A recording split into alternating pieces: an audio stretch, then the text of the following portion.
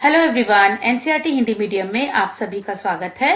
बच्चों, आज हम अध्याय 1 फसल उत्पादन एवं प्रबंध का अध्ययन करने जा रहे हैं। चलिए प्रारंभ करते हैं। ग्रीष्मावकाश में पहेली एवं बूझो अपने चाचा के घर गए। उनके चाचा एक किसान हैं।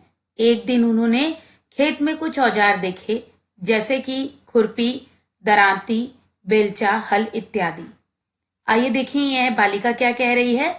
भोजन का बड़े स्तर पर उत्पादन करना आवश्यक है। एक विशाल जनसंख्या को भोजन प्रदान करने के लिए इसका नियमित उत्पादन, उचित प्रबंधन एवं वितरण आवश्यक है। देखिए बूझो क्या कह रहे हैं। मैं जानना चाहता हूं कि हम इन औजारों का उपयोग कहां और कैसे करते हैं। चलिए कृषि पद्धतियां देखते हैं। आप पढ़ चुके हैं कि सभी सजीवों को भोजन की आवश्यकता होती है। पौधे अपना भोजन स्वयं बना सकते हैं।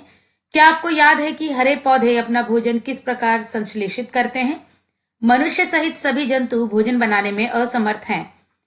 तो जंतुओं के भोजन का स्रोत क्या है, परंतु हम भोजन ग्रहण ही क्यों करते हैं? आप जानते ही हैं कि सजीव भोजन से प्राप्त ऊर्जा का उपयोग विभिन्न जैविक प्रक्रमों जैसे पाचन, श्वसन एवं उत्सर्जन के संपादन में करते हैं। हम अपना भोजन पौधों अथवा जंतुओं या दोनों से ही प्राप्त करते हैं। जब एक ही किस्म के पौधे किसी स्थान पर बड़े पैमाने पर उगाए जाते हैं तो उसे फसल कहते हैं। उदाहरण के लिए गेहूं की फसल का अर्थ है कि खेत में उगाए जाने वाले सभी पौधे गेहूं के हैं। आप जानते ही हैं कि फसलें विभिन्न प्रकार की होती हैं, जैसे कि अन्न, सब्जियां एवं फल। जिस मौसम में ये पौधे उगाए जाते हैं उसके आधार पर हम फसलों का वर्गीकरण कर सकते हैं। बच्चों देखिए इस बॉक्स में क्या लिखा है, इसे पढ़ते हैं। लगभग 10,000 ईस्वी पूर्व तक मनुष्य घुमंतु थे, यानी इधर उधर घूमते रहते थे। वे एक स्थान से दूसरे स्थान तक भोजन एवं आवास की खोज में समूह में विचरण करते रहते थे। वे कच्चे फल और सब्जियां खाते थे और उन्होंने भोजन के लिए जंतुओं का शिकार करना प्रारंभ किया। कालांतर में खेती कर चावल, गेहूं एवं अन्य खाद्य फसलों को उत्पादित कर सके। इस प्रकार कृषि का प्रारंभ हुआ। चलिए आगे पढ़ते हैं। भारत एक विशाल देश है। यहाँ ताप, आर्द्रता और वर्षा जैसी जलवायु परिस्थितियां एक क्षेत्र से दूसरे क्षेत्र में भिन्न है। अतः देश के विभिन्न भागों में विविध प्रकार की फसलें उगाई जाती हैं।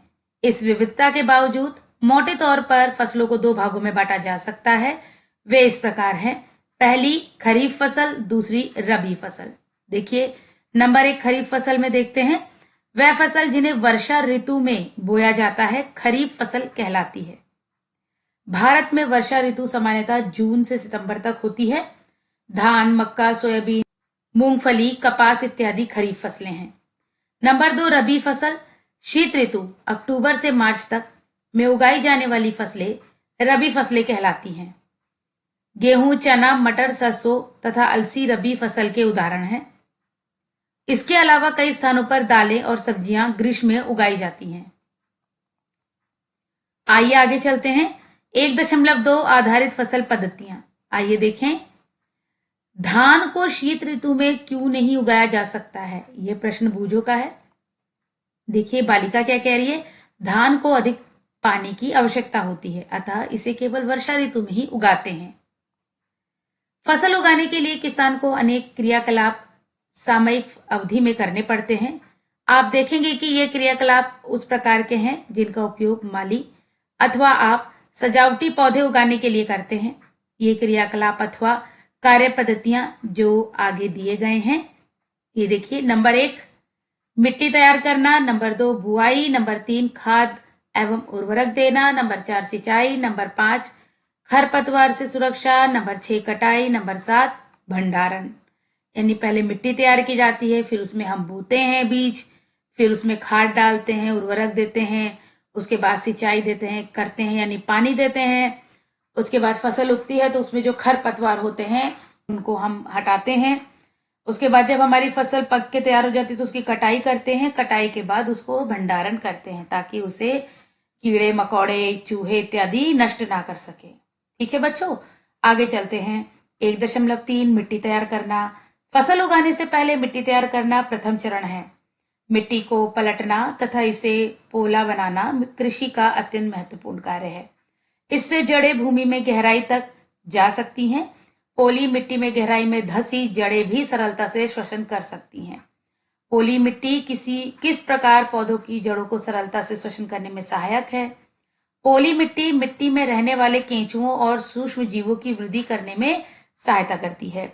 यह जीव किसानों के मित्र हैं क्योंकि ये मिट्टी को और पलटकर पोला करते हैं तथा ह्यूमस बनाते हैं। बच्चों, आप सभी को ह्यूमस तो पता होगा ना, जो सड़े गड़े पेड़ पौधों, खरपतवार या जो मृत जीव जंतुओं और पेड़ पौधों के अवशेष होते हैं मृदा के ऊपर और जो एक तरह से खाद का कार्य करते हैं, वही ह्यूमस है। परंतु मिट्टी को पलटना और पोला करना क्यों आवश्यक है? आप पिछली कक्षाओं में पढ़ चुके हैं कि मिट्टी में खनिज, जलवायु तथा कुछ सजीव होते हैं। इसके अतिरिक्त मृत पौधे एवं जंतु भी मिट्टी में पाए जाने वाले जीवों द्वारा अपघटित होते हैं। इस प्रक्रम में मृत जीवों में पाए जाने वाले पोषक मिट्टी में निर्युक्त होते हैं, यानी मिट्टी में ही मिल जाते हैं। यह पोषक पौधों द्वारा अवशोषित किए जाते हैं क्योंकि ऊपरी परत के कुछ सेंटीमीटर की मिट्टी ही पौधों की वृद्धि में सहायक है। इसे उलटने पलटने और पोला करने से पोषक पदार्थ ऊपर आ जाते हैं और पौधे इन पोषक पदार्थों का उपयोग कर सकते हैं। अतः मिट्टी को उलटना पलटना एवं पोला करना फसल उगाने के लिए अत्यंत महत्वपूर्ण है। आइए आगे चलते हैं। मिट्टी को उलटने पलटने एवं पोला करने की प्रक्रिया जुताई कहलाती है। इसे हल चलाकर करते हैं। हल लकड़ी अथवा लोहे के बने होते हैं। यदि मिट्टी अत्यंत सूखी है तो जुताई से पहले इसे पानी देने की आवश्यकता भी पड़ सकती है। जुते हुए खेत में मिट्टी के बड़े बड़े ढेले भी हो सकते हैं। इन्हें एक पाटल की सहायता से तोड़ना आवश्यक है। बुआई एवं सिंचाई के लिए खेत को समतल करना आवश्यक है। यह कार्य पाटल द्वारा किया जाता है। कभी कभी जुताई से पहले खाद दी जाती है। इससे जुताई के समय खाद मिट्टी से भली भांति मिल जाती है। बुआई से पहले खेत में पानी दिया जाता है। चलिए आगे चलते हैं। कृषि औजार ये समझते हैं। अच्छी उपज के लिए बुआई से पहले मिट्टी को भुरभुरा करना आवश्यक है। यह कार्य अनेक औजारों से किया जाता है। हल, कुदाली एवं कल्टीवेटर इस कार्य में उपयोग किए जाने वाले प्रमुख औजार हैं। हल, चलिए इन औजारों को देखते हैं। पहला है हल। हल क्या है? प्राचीन काल से हल का उपयोग जुताई, खाद उर्वरक मिलाने, खरपतवार निकालने एवं मिट्टी खुरचने के लिए किया जाता रहा है। यह औजार लकड़ी का बना होता है जिसे बैलों की जोड़ी अथवा अन्य पशुओं जैसे घोड़े, ऊंट की सहायता से खींचा जाता है। इसमें लोहे की मजबूत तिकोनी पत्ती होती है जिसे फाल कहते हैं।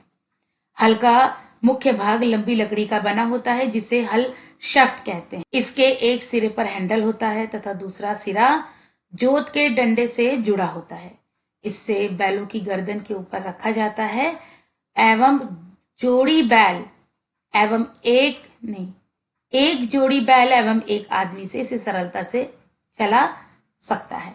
एक जोड़ी बैल एवं एक आदमी से सरलता से चला सकता है, जैसा कि चित्र 1.11 ए में दिया है। ये देखिए, ये एक जोड़ी बैल है और ये एक व्यक्ति है, ये इसे चला सकता है। ये देखिए हल शिफ्ट है, ये जोत है जो कंधे पे रखा है बैलों के, और ये जो किनारे फाल लगी हुई है लोहे की होती है जिससे कि मिट्टी की खुदाई हो सके। ये देखिए ये हल है। चलिए आगे चलते हैं बच्चों।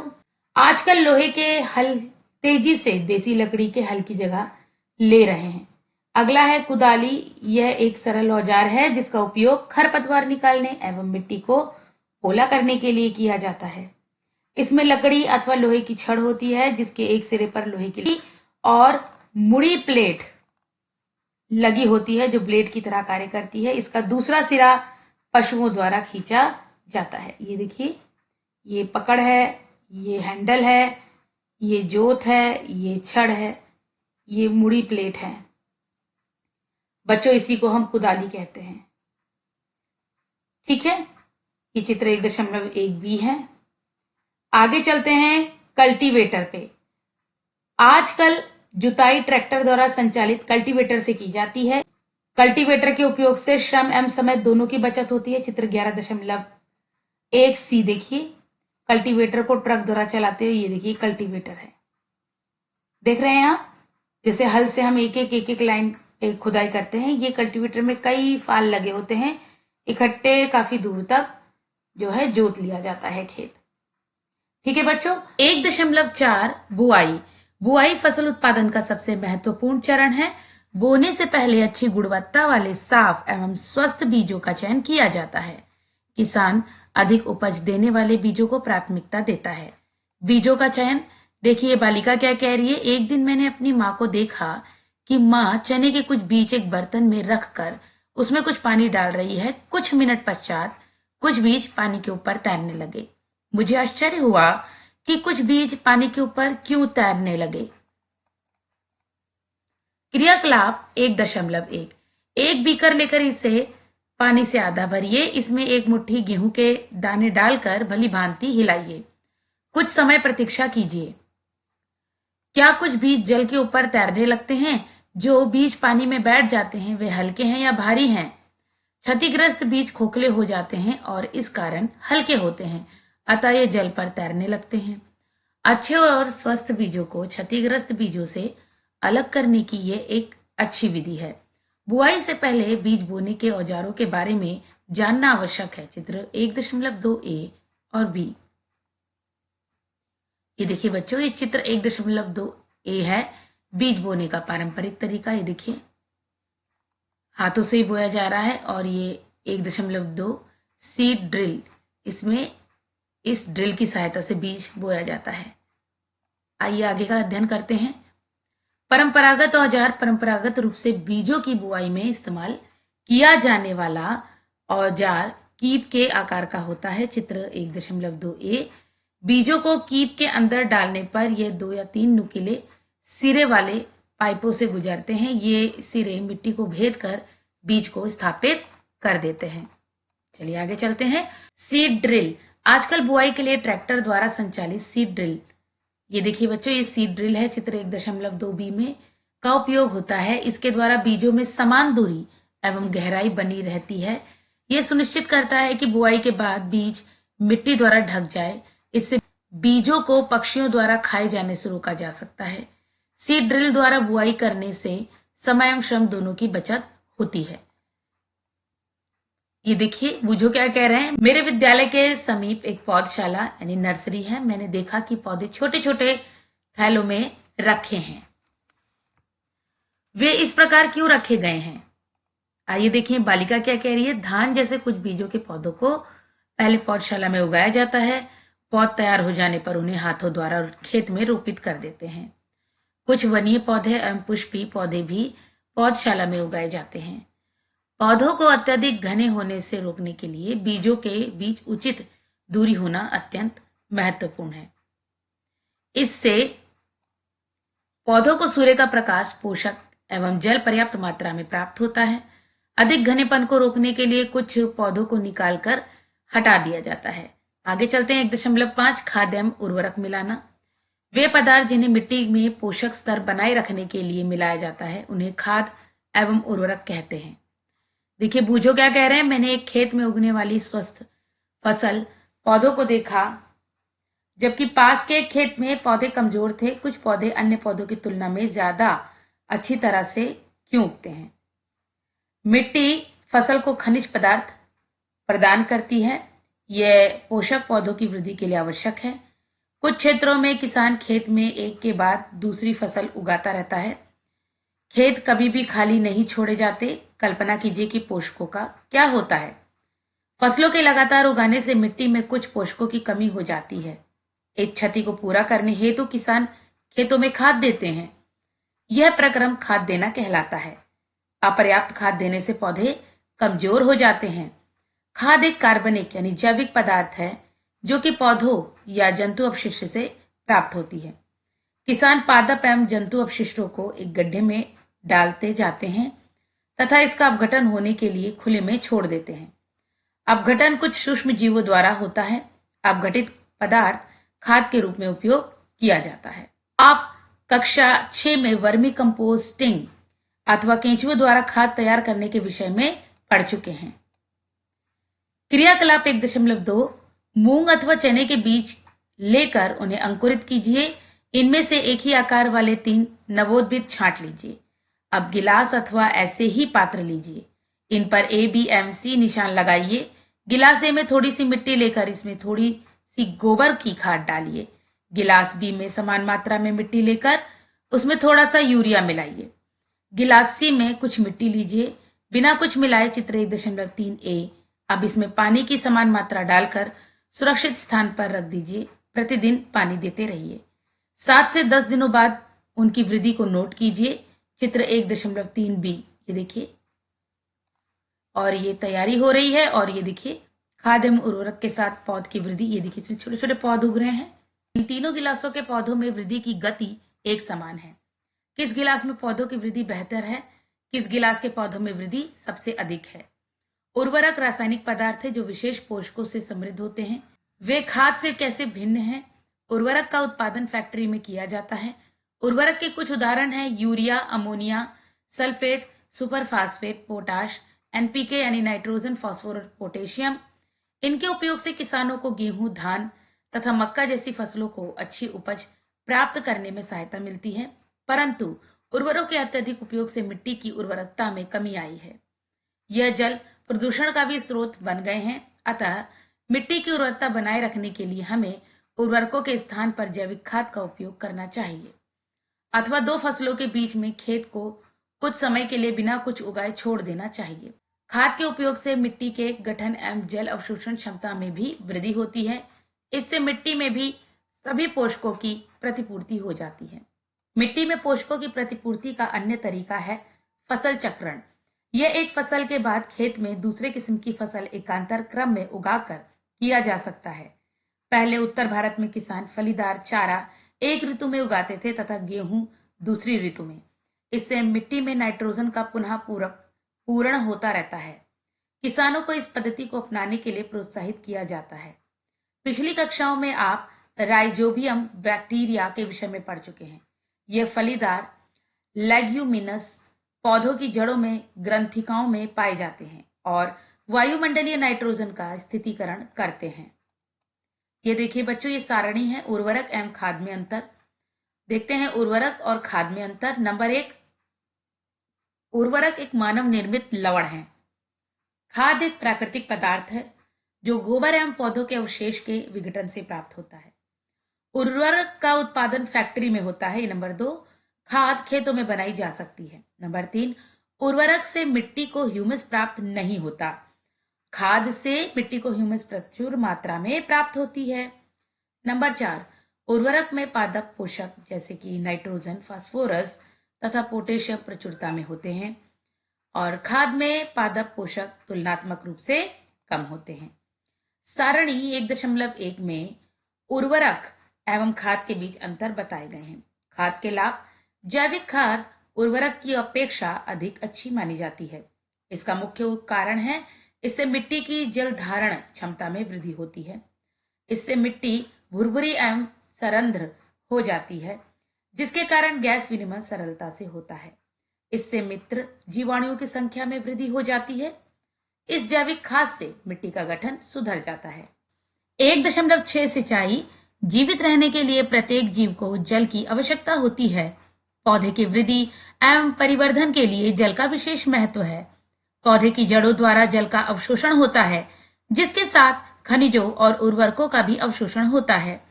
पौधों में लगभग 90% जल होता है। जल आवश्यक है क्योंकि बीजों का अंकुरण शुष्क स्थिति में नहीं हो सकता।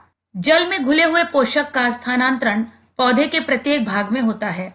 यह फसल की पाले एवं गर्म हवा से रक्षा करता है। स्वस्थ फसल वृद्धि के लिए मिट्टी की नमी को बनाए रखने के लिए खेत में नियमित रूप से जल देना आवश्यक है। निश्चित अंतराल पर खेत में जल देना सिंचाई कहलाता है। सिंचाई का समय एवं बारंबारता फसलों, मिट्टी एवं ऋतु में भिन्न होता है। गर्मी में पानी देने की बारंबारता अपेक्षाकृत अधिक होती है। ऐसा क्यों है? क्या यह मिट्टी एवं पत्तियों से जल वाष्पन की दर अधिक होने से हो सकता है? सिंचाई के पारंपरिक तरीके कुओं, झीलों एवं नहरों में उपलब्ध जल को निकालकर खेतों तक पहुंचाने के तरीके विभिन्न क्षेत्रों में भिन्न भिन्न हैं। मवेशी अथवा मजदूर इन विधियों में इस्तेमाल किए जाते हैं, अतः ये सस्ते हैं, परंतु ये कम दक्ष हैं। विभिन्न पारंपरिक तरीके भिन्न हैं। नंबर 1 मोट यानी घिरनी, नंबर 2 चेन पंप, नंबर 3 ढेकली, नंबर 4 रहट यानी उत्तोलक तंत्र। चित्र 1.4 ए से डी।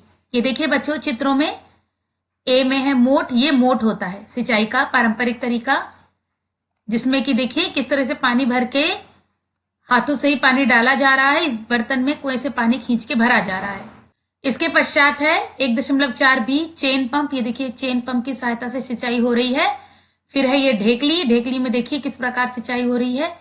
ये इस तरीके से एक भारी भरकम पत्थर यहाँ बांध दिया जाता है और जिससे कि नीचे पानी जो भरा होता है उसे खींच लेता है। ये लकड़ी का ये डंडे तरीके का टुकड़ा है। ये इसके आगे ही बाल्टी बंधी होती है। ये पत्थर जब हम हटाते हैं तो ये नीचे की ओर झुक जाता है बाल्टी के बाहर से, और जब इसमें पानी भर जाता है तो हम पत्थर से इसे नीचे कर देते हैं। ठीक है बच्चों, उसके पश्चात ये देखिए अगला है, ये चित्र देखिए, ये है रहट। रहट के अंदर क्या होता है कि इसमें इस तरीके से एक ये पंप होता है, ये चक्री नुमा बना है और इसमें ये बर्तन रखे हैं, नीचे जल है। अब ये बैल घूमता है, इसी के घुमाव से ये अभी घूम रहा है चक्र। जल को ऊपर खींचने के लिए सामान्यतः पंप का उपयोग किया जाता है। पंप चलाने के लिए डीजल, बायोगैस, विद्युत एवं सौर ऊर्जा का उपयोग किया जाता है। ठीक है, लेकिन यहाँ पर क्या हो रखा है, ये बैल को बांधा गया है, ये घूमता है और इसी के घुमाव से चक्री बनी रहती है, ये यहाँ घूमती है। आगे चलते हैं, सिंचाई की आधुनिक विधियां। सिंचाई की आधुनिक विधियों द्वारा हम जल का उपयोग मितव्ययता के साथ कर सकते हैं। मुख्य विधियां निम्न है। पहला है छिड़काव तंत्र यानी कि स्प्रिंकलर सिस्टम। इस विधि का उपयोग असमतल भूमि के लिए किया जाता है जहां पर जल कम मात्रा में उपलब्ध है। ऊर्ध्व पाइपों, नलों के ऊपरी सिरों पर घूमने वाले नोजल लगे होते हैं। ये नोजल निश्चित दूरी पर मुख्य पाइप से जुड़े होते हैं। जब पंप की सहायता से जल मुख्य पाइप में भेजा जाता है तो वह घूमते हुए नोजल से बाहर निकलता है। इसका छिड़काव पौधों पर इस प्रकार होता है जैसे वर्षा हो रही हो। छिड़काव लॉन, कॉफी की खेती एवं कई अन्य फसलों के लिए अत्यंत उपयोगी है। चित्र 1.5 ए, ये देखिए, ये है छिड़काव, ये नोजल लगे हुए हैं और यहां से छिड़काव हो रहा है। आगे चलते हैं ड्रिप तंत्र, ड्रिप सिस्टम। इस विधि में जल बूंद बूंद करके सीधे पौधों की जड़ों में गिरता है, अतः इसे ड्रिप तंत्र कहते हैं। फलदार पौधे, बगीचों एवं वृक्षों को पानी देने का यह सर्वोत्तम तरीका है। इससे पौधे को बूंद बूंद करके जल प्राप्त होता है। चित्र 1.5 बी। इस विधि में जल बिल्कुल व्यर्थ नहीं होता, अतः यह जल की कमी वाले क्षेत्रों के लिए एक वरदान है। ये देखिए बच्चों, ये ड्रिप वाला है। आगे चलते हैं 1.7 खरपतवार से सुरक्षा। तो बच्चों अब हम करेंगे 1.7 खरपतवार से सुरक्षा। बूझो और पहेली निकट के गेहूं के खेत में गए और उन्होंने देखा कि खेत में फसल के साथ कुछ अन्य पौधे भी उग रहे हैं। ये देखिए बूझो क्या कह रहे हैं, क्या ये अन्य पौधे विशेष उद्देश्य के लिए उगाए गए हैं? ये देखिए चित्र में बच्चों ध्यान से देखिए, खरपतवार नाशी का छिड़काव हो रहा है। खेत में कई अन्य अवांछित पौधे प्राकृतिक रूप से फसल के साथ उग जाते हैं। इन अवांछित पौधों को खरपतवार कहते हैं। खरपतवार हटाने को निराई कहते हैं। निराई आवश्यक है क्योंकि खरपतवार जल, पोषक, जगह और प्रकाश की स्पर्धा कर फसल की वृद्धि पर प्रभाव डालते हैं। कुछ खरपतवार कटाई में भी बाधा डालते हैं तथा मनुष्य एवं पशुओं के लिए विषैले हो सकते हैं। खरपतवार को हटाने एवं उनकी वृद्धि को नियंत्रित करने के लिए किसान विभिन्न तरीके अपनाता है। फसल उगाने से पहले खेत जोतने से खरपतवार उखाड़ने एवं हटाने में सहायता मिलती है। इससे खरपतवार पौधे सूख कर मर जाते हैं और मिट्टी में मिल जाते हैं। खरपतवार हटाने का सर्वोत्तम समय उनमें पुष्पक एवं बीज बनने से पहले का होता है। खरपतवार पौधों को हाथ से जड़ सहित उखाड़कर अथवा भूमि के निकट से काटकर समय समय पर हटा दिया जाता है। यह कार्य खुरपी या हैरो की सहायता से किया जाता है। रसायनों के उपयोग से भी खरपतवार नियंत्रण किया जाता है, जिन्हें खरपतवार नाशी कहते हैं।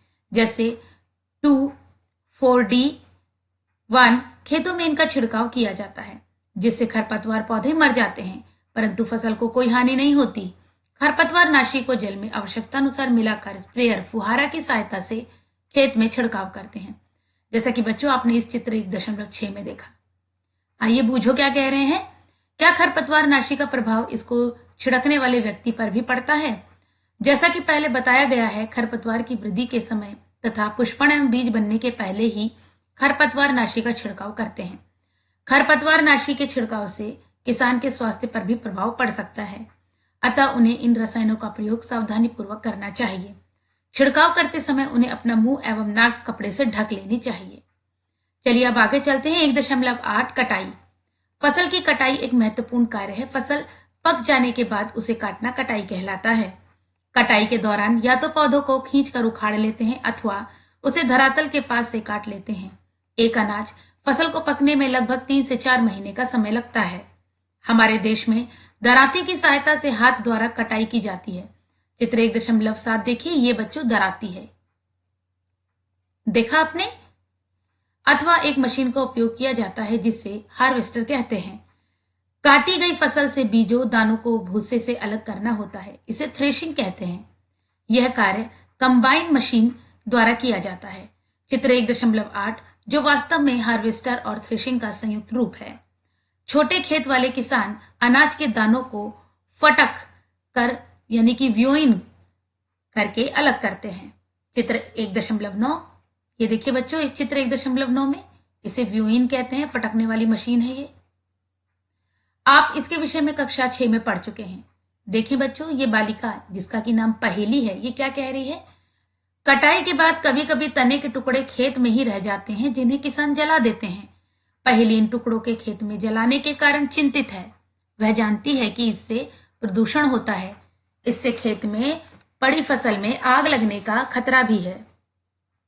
आगे चलते हैं बच्चों। कटाई पर्व। 3-4 महीनों के कठोर परिश्रम के बाद कटाई का समय आता है।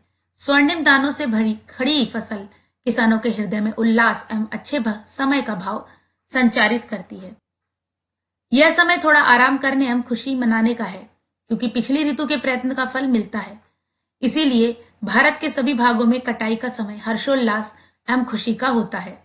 पुरुष एवं महिलाएं सभी मिलकर इस पर्व को मनाते हैं। कटाई ऋतु के साथ कुछ विशेष पर्व जैसे कि पोंगल, वैसाखी, होली, दिवाली, नबान्या एवं बिहू जुड़े हुए हैं। बच्चों आगे चलते हैं। 1.9 भंडारण। उत्पादन का भंडारण एक महत्वपूर्ण कार्य है। यदि फसल के दानों को अधिक समय तक रखना हो तो उन्हें नमी, कीट, चूहों एवं सूक्ष्म जीवों से सुरक्षित रखना होता है। ताजा फसल में नमी की मात्रा अधिक होती है। यदि फसल के दानों यानी बीजों को सुखाए बिना भंडारित किया गया तो उनके खराब होने अथवा जीवों द्वारा आक्रमण से वे अंकुरण के लिए अनुपयोगी हो जाते हैं। अतः भंडारण से पहले दानों यानी बीजों को धूप में सुखाना आवश्यक है, जिससे उनकी नमी में कमी आ जाए। इससे उनकी कीट, पीड़कों, जीवाणु एवं कवक से सुरक्षा हो जाती है। किसान अपनी फसल उत्पाद का भंडारण जूट के बोरों, धातु के बड़े पात्र यानी बिन्स में करते हैं, परंतु बीजों का बड़े पैमाने पर भंडारण साइलो और भंडारण गृहों में किया जाता है, जिससे उनको पीड़कों जैसे कि चूहों एवं कीटों से सुरक्षित रखा जा सके। चित्र 1.10 A एवं B। यह देखिए बच्चों, ये भंडारण ग्रहण हेतु साइलो की सुविधा है। ये देखिए बोरों में अनाज का भंडारण है। और साथ ही हम यहाँ देखते हैं पहेली क्या कह रही है। मैंने अपनी माँ को अनाज रखे लोहे के ड्रम में नीम की सूखी पत्तियां रखते हुए देखा, मुझे आश्चर्य हुआ, क्यों? चलिए आगे का अध्ययन करते हैं। नीम की सूखी पत्तियां घरों में अनाज के भंडारण में उपयोग की जाती हैं। बड़े भंडार गृहों में अनाज को पीड़कों एवं सूक्ष्म जीवों से सुरक्षित रखने के लिए रासायनिक उपचार भी किया जाता है। 1.10 जंतुओं से भोजन। क्रियाकलाप 1.3 अपनी अभ्यास पुस्तिका में निम्न तालिका बनाकर उसे पूरा कीजिए। क्रम संख्या है बच्चों, खाद्य पदार्थ जैसे दूध स्रोत किससे मिलता है? गाय, भैंस, बकरी, ऊँटनी। इसी प्रकार और खाद्य पदार्थ लिखिए और उनके स्रोत लिखिए। इस सारणी की पूर्ति करने के पश्चात आपने देखा होगा कि पौधों की तरह ही जंतु भी हमें विभिन्न प्रकार के खाद्य पदार्थ प्रदान करते हैं। समुद्र के तटीय क्षेत्रों में रहने वाले लोग मछली का मुख्य आहार के रूप में उपयोग करते हैं। पिछली कक्षाओं में पौधों से प्राप्त होने वाले खाद्य पदार्थों के विषय में आप पढ़ चुके हैं। हमने अभी सीखा कि फसल उत्पादन के विभिन्न चरण हैं, बीजों का चयन, बुआई इत्यादि। इसी प्रकार घरों में अथवा फार्म पर पालने वाले पालतू पशुओं को उचित भोजन, आवास एवं देखभाल की आवश्यकता होती है। जब यह बड़े पैमाने पर किया जाता है तो इसे पशुपालन कहते हैं। मछली स्वास्थ्य के लिए अच्छा आहार है। हमें मछली से कॉड लीवर तेल मिलता है, जिसमें विटामिन डी अधिक मात्रा में पाया जाता है। तो बच्चों, ये अध्याय समाप्त हो गया है और अगले वीडियो में हम इससे संबंधित प्रश्न उत्तर पर चर्चा करेंगे। मिलते हैं नेक्स्ट वीडियो में। Goodbye everyone.